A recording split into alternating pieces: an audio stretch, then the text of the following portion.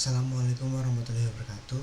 Perkenalkan, nama saya Najwa Muhammad Labib, NPM 2364083. Kali ini saya akan mempresentasikan tentang perlintasan sebidang jalan rel di Uleri. Sistem transportasi yang sangat efektif bagi masyarakat dengan pertumbuhan penduduk yang pesat, kepemilikan kendaraan pribadi menjadi solusi yang tak terhindarkan, namun memicu masalah seperti kemacetan dan kecelakaan. Kereta api dengan jalur khusus dan prioritas menawarkan solusi transportasi yang efisien dan cepat.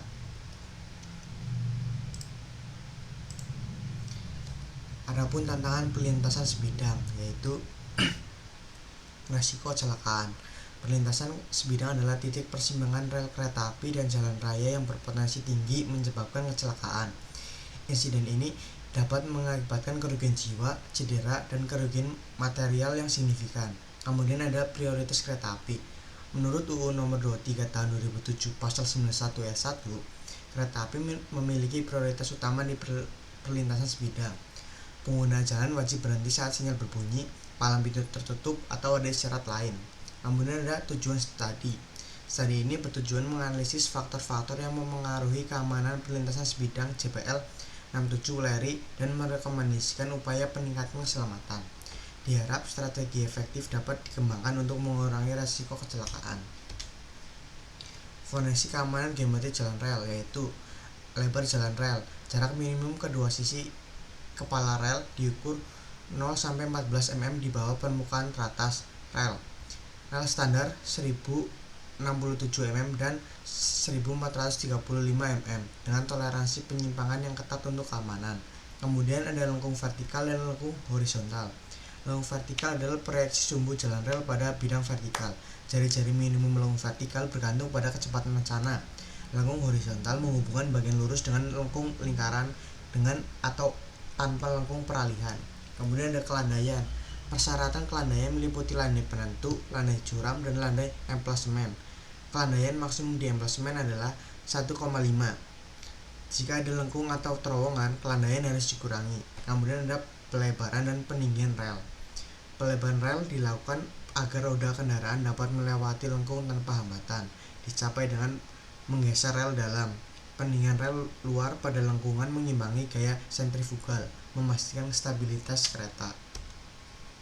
Komponen utama jalan rel yaitu bantalan, meneruskan beban kereta api ke balas, mempertahankan lebar jalan rel dan stabilitas. Terbuat dari kayu, baja, atau beton. Dipilih berdasarkan kelas dan kondisi lapangan. Bantalan beton prategang lebih kuat dan tahan lama. Kemudian ada rel. Batang rel harus memenuhi persyaratan kekuatan tarik minimum 1175 N/mm² dan kekerasan jalan kepala rel tidak kurang dari 320 BHN. Tipe rel seperti R42, R50, dan R54 dan R60 menunjukkan berat per meter dan mempengaruhi kapasitas beban serta kecepatan. Ada juga alat penambat menjaga kedudukan rel agar tetap kokoh di atas bantalan, terdiri dari sistem elastis tunggal atau ganda. Pada bantalan beton meliputi solder atau intern, klip, insulator, dan rail pad, memiliki daya jepit tinggi dan meredam getaran. Ada lagi wesel, konstruksi rumit yang berfungsi sebagai tempat penyimpangan kereta api dari satu jalur ke jalur lain, terdiri dari lidah, jarum, rel lantak, rel paksa, dan sistem penggerak, memiliki persyaratan celah dan kecepatan mesin yang ketat. Adapun persyaratan perlintasan sebidang yaitu maksimum gradien. Maksimum gradien ada dua, yaitu yang pertama 2% diukur dari sisi terluar permukaan datar untuk jarak 9,4 meter. Yang dua 10% untuk 10 meter berikutnya dihitung dari titik keluar pada poin 1 di atas sebagai gradien peralihan. Adapun permukaan jalan harus satu level dengan kepala rel dengan toleransi 0,5 cm. Ada lagi geometri lokasi. Terdapat permukaan datar sepanjang 60 cm diukur dari sisi terluar jalan rel. Ada juga sudut jalan. Sudut perpotongan antara jalan rel dengan jalan harus 90 derajat dan panjang jalan yang lurus minimal harus 150 meter dari AS jalan rel. Dan kemudian lebar jalan. Lebar perlintasan untuk satu jalur jalan maksimum 7 meter. Infrastruktur keselamatan perlintasan meliputi yang pertama, rambu peringatan, memberikan informasi bahaya atau tempat berbahaya di depan seperti rambu persilangan berpintu atau tanpa berpintu, hati-hati, dan jarak ke rel. Kemudian ada rambu larangan, menyatakan perbuatan yang dilarang seperti rambu stop, wajib berhenti sesaat, single cross untuk jalur tunggal dan double cross untuk jalur ganda. Ketiga, marka lalu lintas, tanda di permukaan jalan seperti garis melintas, batas berhenti, garis membujur larangan melintas, marka lambang KA, pita penggaduh, dan median jalan. Keempat, ada lampu isyarat, unit lampu merah berkedip atau dua lampu merah menyala bergantian untuk memberikan perintah berhenti, dilengkapi isyarat suara atau tanda panah arah kereta.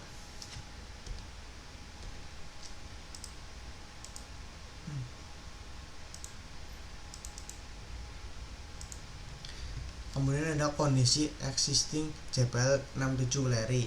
Yang pertama, akses utama. JPL 67 Weleri adalah akses terdekat dari dan utama menuju kawasan industri Batang dari jalur alternatif Pantura menuju Semarang, dilalui kendaraan besar.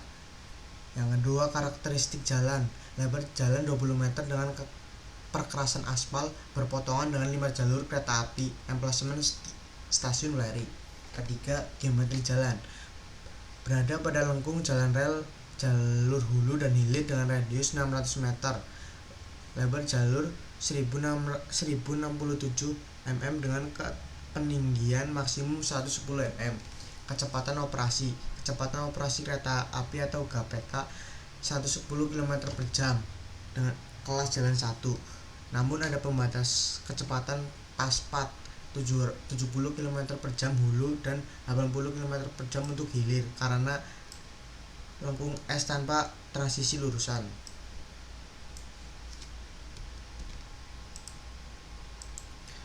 Dan terakhir ada identifikasi bahaya dan rekomendasi. Hazard yang telah teridentifikasi yaitu aspal mengelupas dan balas berserakan berpotensi kecelakaan. Kemudian kereta api melintas pada saat puncak kemacetan menyulitkan penutupan palang pintu. Adapun rambu jalan belum lengkap seperti peringatan hati-hati, larangan putar balik, marka lambang KA, dan lagi rel aus pada lengkung jalan rel berpotensi anjlok. Adapun rekomendasi penyelesaiannya, yang pertama, perbaikan aspal jalan perlintasan oleh Dinas Pekerjaan Umum berkoordinasi dengan PT KAI. Kemudian menjaga pintu perlintasan, menutup palang pintu lebih awal, dan melengkapi rambu-rambu jalan dan meningkatkan kesadaran pengguna jalan. Kemudian penggantian material rel yang aus dengan rel R54 layak pakai atau baru.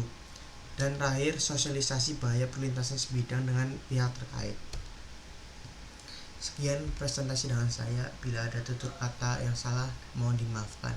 Assalamualaikum warahmatullahi wabarakatuh.